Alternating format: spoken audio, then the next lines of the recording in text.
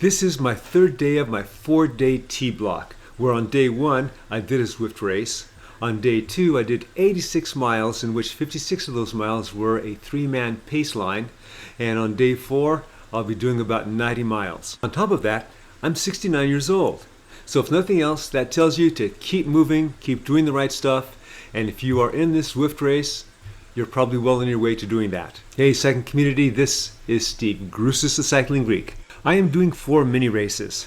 And even though I was warmed up, my body wasn't ready for the intensity because of the last couple days. And again, because I'm old. I found myself going off the back a little over 2 minutes into the race. And of course I kept going. I kind of figured that the intensity that I used so far will help me warm up a little bit for the next couple of races. With being a 4 mini race series, each race starts at about at the quarter hour. So at top of the hour, then 15 minutes, 30 minutes, etc. So typically these races last for about 10 to 12 minutes. Now, because I was going off the back, I had to make sure that I finished before the next race started, or my life would really suck. So on this first one, let's just jump all the way to the end. I had caught up to somebody and then they left me. I'm by myself. It's now approaching 11 minutes and the finish is right up there, so I'll have some time to rest before the next race.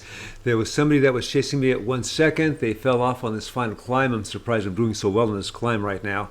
And I'm finishing about 3 seconds ahead of him.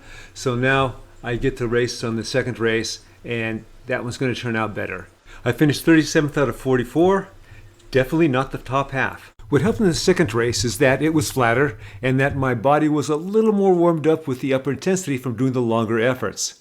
When I'm warming up at the beginning of these mini races is I don't want to do too many big efforts because we have 4 races and they're going to be shorter and they're going to be more intense. In this race we had 48 riders, so that meant to meet my goals I'd have to finish 24th or better.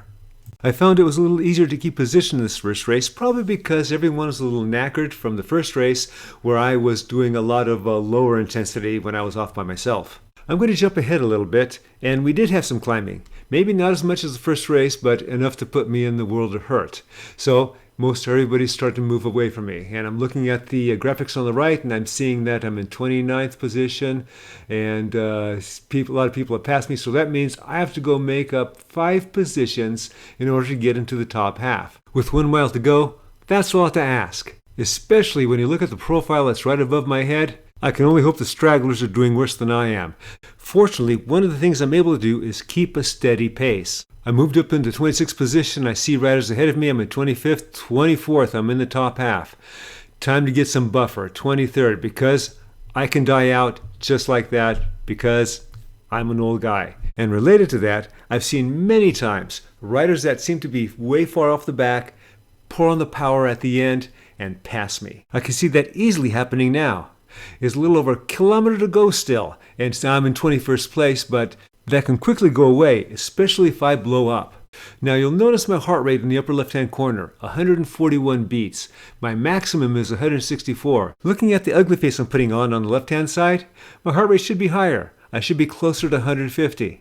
So probably what's happening is that I'm feeling the last 2 days, kind of like accumulated fatigue. There's nothing wrong with accumulated fatigue as long as you program it in, so to speak. And with my 4-day T-block, I'm definitely expecting accumulated fatigue. To the action on the screen, you can see by that profile that pretty much the finish is going to be right at the top there. I just passed somebody for 21st. They're passing me back up again. I'm going from 20th to 21st. There's someone else.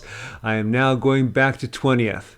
And it's about 3.3 miles to go. The camera I had on myself has run out of battery, so you're not seeing the ugly face I'm doing right now, especially since Stevie is trying to pass me. And I'm actually trying to get up to that rider there. I'm standing. I'm having a little bit of a challenge. I'm looking behind me and the next person's about 12, 13 seconds back, and now we've gone under 1,000 feet, so I'll be able to hold it. I'm trying to catch up to Stevie, but looks like she's going to get there before I do. I put in a surge. Am I going to do it? I'm going to do it to the cameras. I nipped her right at the line. I'm in 20th place, top half. Okay, on to race number 3. I was feeling pretty good after that second race, and I got a lot of rest before this third race. But you know what? Everyone else did too. So right after what I thought was a good start in this race, I'm now toward the back. In fact, I'm in 34th place out of 45 riders. There's one behind me, there's a couple more about a second behind him, and then 2 and 3 seconds back after that, and past that, I don't know. Pretty much that tells me if I get disconnected, there's a very small chance that I'll get reconnected. So after I settle down from the start, I slowly start to make my way up to the front. This race is about 3.2 miles. Not a lot of climbing, in fact almost flat. There's certainly no profile of climbs that appear at the top. Jumping with half a mile to go, I've been able to hold my position all this time. With 45 riders in this race, I got to get 20 seconds or better to get into the top half.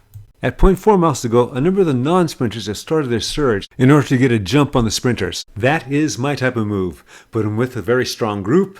I'm old, so I'm just going to hang on wheels and get the best finish that I can get.